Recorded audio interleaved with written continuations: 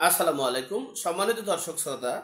আজকের বিষয় হচ্ছে দেশের যে এই ক্লান্তি লগ্নে যে দেশি বিদেশি এবং সকল চক্র তৌহিদি মব জনতার যে চক্রান্ত, সে বিষয় সংক্ষেপে আপনাদের সাথে শেয়ার করছি। ইতিপূর্বে আমার একটা ভিডিও দেখেছেন, গাজাবাসীর শরণার্থী বাংলাদেশে আনার যে প্ল্যান পরিকল্পনা করছে, সেটা আপনাদের সাথে শেয়ার করছি।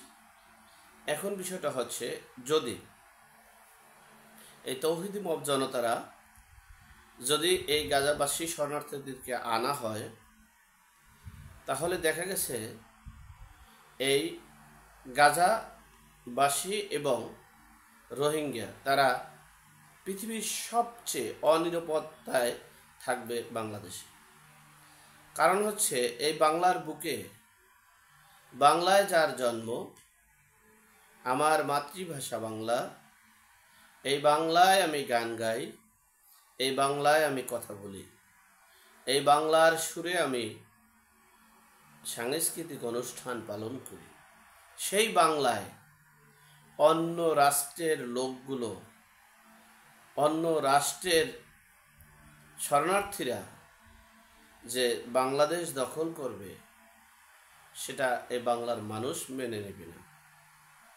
তাহলে দেখা গেছে তৌহিদি মব জনতা, এই রোহিঙ্গা, আর যদি, আমি বলছি না আসতে পারবে, যদি গাজার শরণার্থী থাকে, তাহলে দেখা গেছে তাদের সাথে রীতিমতো বাংলাদেশের বাঙালির সাথে, বাংলাদেশের ধর্ম বর্ণ নির্বিশেষে সকল বাঙালির সাথে রীতিমতো একটা কি যে ঘটনা ঘটবে, গাজা ফিলিস্তিনি মিয়ানমারের চেয়েও ভয়ঙ্কর রূপ নেবে।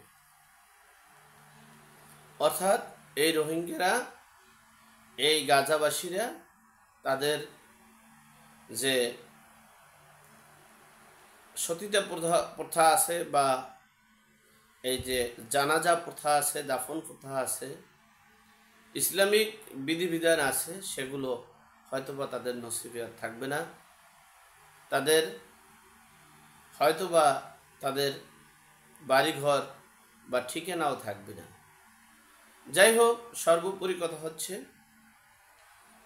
এখন এই বাঙালির উচিত অতি উৎসাহিত না হয়ে এই সরকার, অর্থাৎ অন্তর্বর্তীকালীন উপদেষ্টা পরিষদ, তারা তৌহিদি মব জনতাকে কন্ট্রোলে রাখবে, নিয়ন্ত্রণ করবে।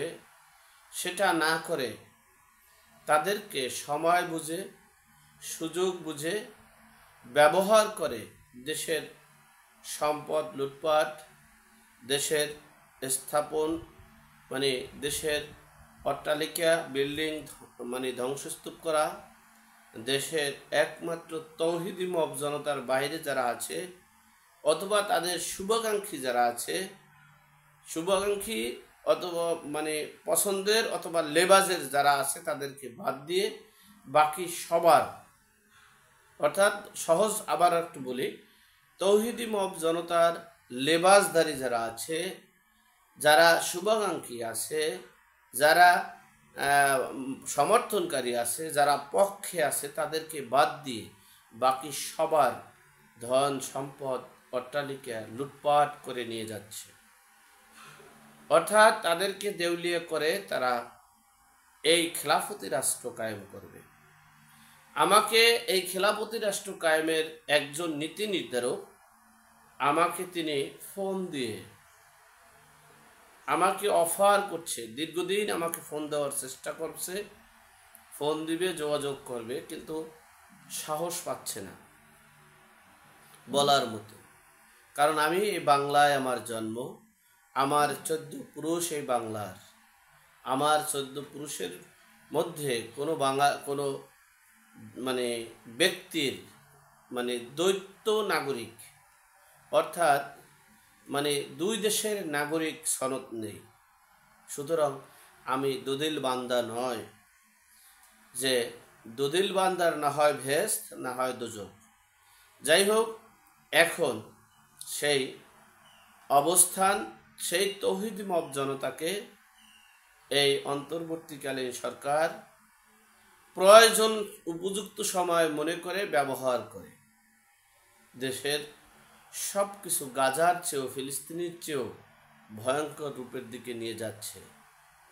আমরা এই ভয়ঙ্কর রূপ দেখতে চাই না, আমরা বিশৃঙ্খলা দেখতে চাই না, আমরা এই অরাজকতা দেখতে চাই না, আমরা কোনো রাষ্ট্রের তাবেদারি থাকতে চাই না, আমরা একনায়কতন্ত্র চাই না, আমরা পরিবারতন্ত্র চাই না। আমরা চাই এ দেশের নাগরিক অধিকার চাই, সুস্থ ধারার রাজনীতি চাই, আমরা গণতন্ত্র চাই, আমরা ভোট অধিকার চাই। আমরা খেলাফতি মানে আমি যা বলবো সেটা আইন হবে, এই বিধান আমি চাই না। আল্লাহ আমাদের সকলের বিপদ আপদ বালা মুসিবত থেকে হেফাজত করুক, আমিন। আসসালামু আলাইকুম।